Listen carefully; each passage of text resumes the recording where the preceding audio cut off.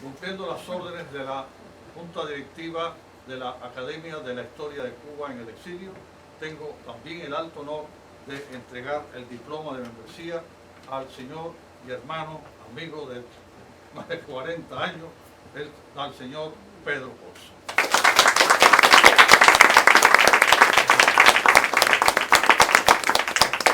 Muchas gracias, ante que todo, a la Academia por darme esta oportunidad y realmente instituciones como la Academia son muy necesarias, porque tenemos que buscar la manera de sistematizar la investigación, pero también los resultados de esas investigaciones. El Instituto de la Memoria Histórica Cubana contra el Totalitarismo lo fundamos en el año 1999. El objetivo era demostrar que si el gobierno cubano había cometido muchos crímenes, muchos abusos y había realmente depredado a toda la nación cubana, también hubo, como ha existido hasta el presente, un sector de ese pueblo que no se ha plegado y que ha enfrentado el totalitarismo. O sea, nuestro compromiso es recoger la lucha contra la dictadura, no recoger solo nuestro dolor, nuestra angustia y nuestra pena, sino también demostrar que luchamos contra ese régimen. En nuestra institución consideramos el año 1959 como un año crítico, por eso el trabajo que presento hoy se llama 1959 entre el miedo y la esperanza. Y es que hace muchos años, haciendo un programa de radio con el doctor Salvador Leu, teníamos de invitado al doctor José Illán, economista, quien fuera viceministro de Hacienda con el doctor Rufo López Fresquet en el año 1959, o sea, en el primer gobierno revolucionario. Y Pepe Illán, que con el tiempo nos hicimos grandes amigos, estaba diciendo cosas realmente desagradables de Fidel Castro.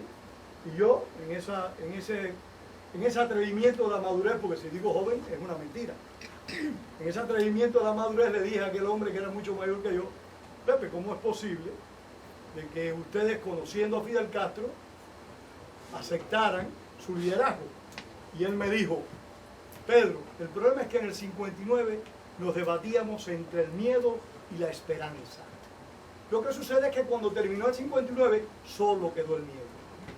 Algo horrendo, y es lo que ha vivido nuestra nación en los últimos 57 años. Solo miedo. Ahora bien, tenemos que preguntarnos, ¿por qué pasó esto en Cuba? ¿Qué ocurrió? ¿Por qué logró el poder un grupo de individuos que, es cierto, lucharon contra el despotismo de Fulgencio Batista, pero no lucharon ellos solos? Fueron muchos los que lucharon. Sin embargo, un pequeño grupo logró establecer el control. ¿Qué pasó? ¿Qué sucedió en la nación cubana? Si no había una organización como tal para asumir el control de la República, ¿cómo fue que lo lograron? Algunos apuntan que es un problema nuestro como pueblo. O sea, que tenemos grandes problemas de raíz.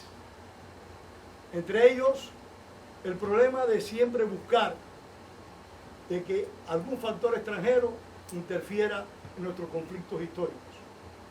En su momento, y recordemos el año 1906, cuando don Tomás Estrada Palma procuró la intervención de Estados Unidos en aquel diferendo que todos recordamos como la Guerra Chiquita. Esto volvió a ocurrir después, años más tarde, en 3 o 4 ocasiones. Y por último, la mediación de Summerwells. Y al final, ya el esfuerzo ante el gobierno de Estados Unidos para que le quitara el apoyo que le restaba a la dictadura de Fulgencio Batista. O sea, ¿en qué medida un sector del pueblo cubano siempre ha buscado de que nuestros diferendos y en nuestros problemas participen factores extranjeros para que influyan en la balanza, en el resultado final? Lo paradójico es que en el momento que nosotros sepamos que en Cuba se empieza a establecer un régimen de carácter marxista, el régimen totalitario de Fidel Castro, no tenemos un conocimiento, en aquel momento me refiero, concreto, de que el comunismo soviético estaba entronizado y había desarrollado un proyecto con esas intenciones. Otros han planteado de que lo que había ocurrido en Cuba era resultado de que, cierto, en el país había problemas económicos, había dificultades, pero también que en el país había progresos. O sea, que teníamos un país en el cual se había logrado crear una clase dirigente con gran sensibilidad social que quería que todos los ciudadanos vivieran en igualdad de condiciones y no socializando la pobreza, sino haciendo que todo el mundo tuviera mejores oportunidades de vida.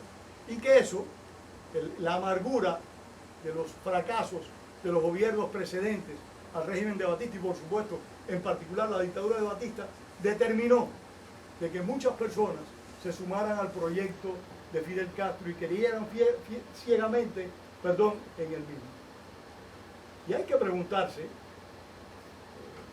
qué pasó, porque aquí hay muchas personas de aquellos tiempos, del año 1959, el primer gabinete revolucionario cubano no eran comunistas, era la burguesía cubana en la máxima expresión de la palabra.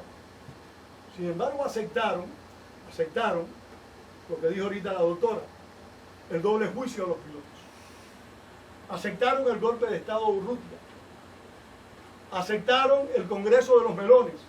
Y aceptaron algo inconcebible, y yo no soy creyente, pero para aquellos que sí son creyentes y que formaban parte de ese gobierno revolucionario, era inadmisible.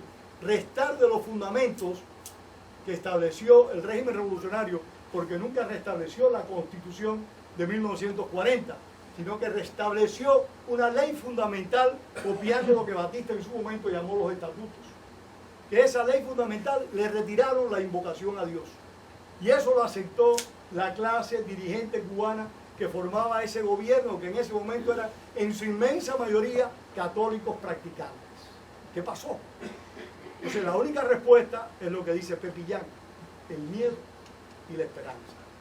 Tenemos esperanza de que esto cambie, de que esto se arregle, pero también tengo miedo de llevar una actuación que pueda desestabilizar y llevar al país a situaciones todavía más críticas. Me estoy apurando porque creo que el tiempo se acaba.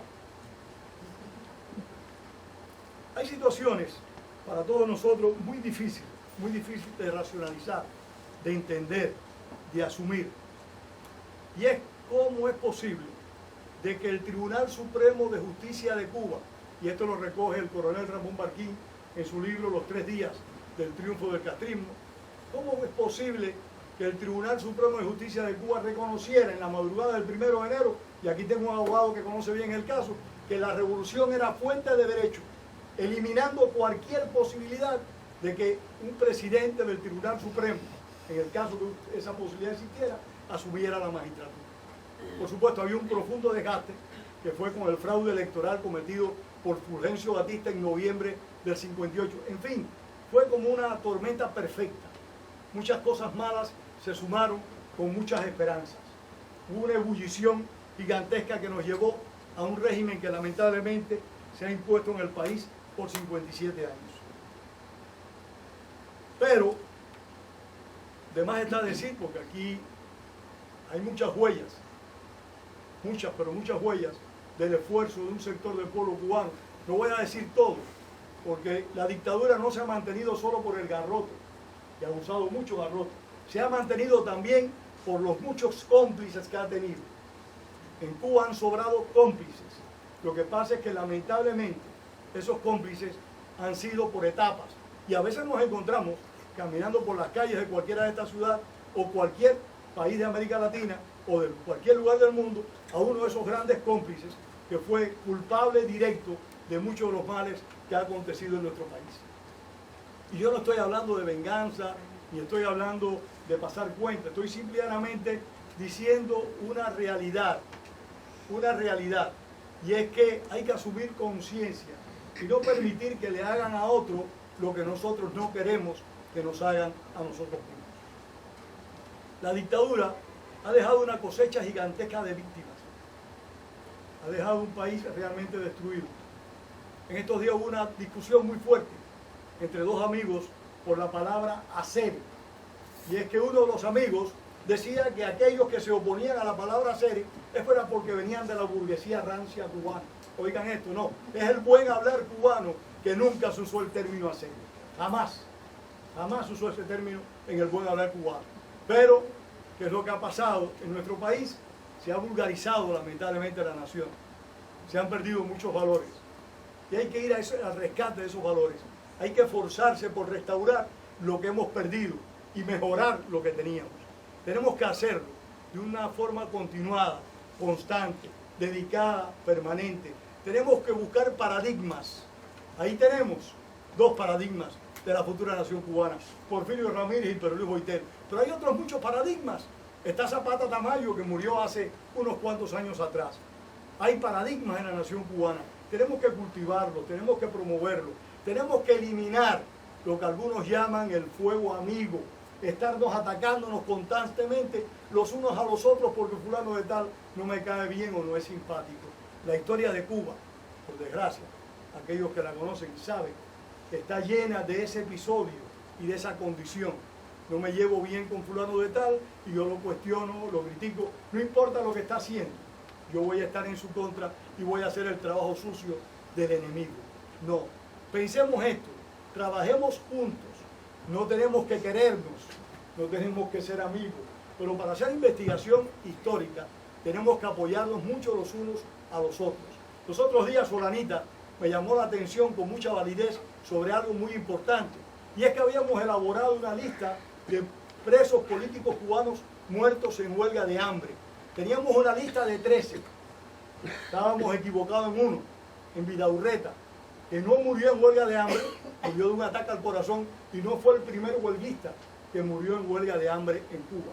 En el supuesto caso que hubiera muerto en huelga de hambre, pero no fue así. ¿Qué es lo que quiero decir con esto? Tenemos que ayudarnos para recuperar la historia.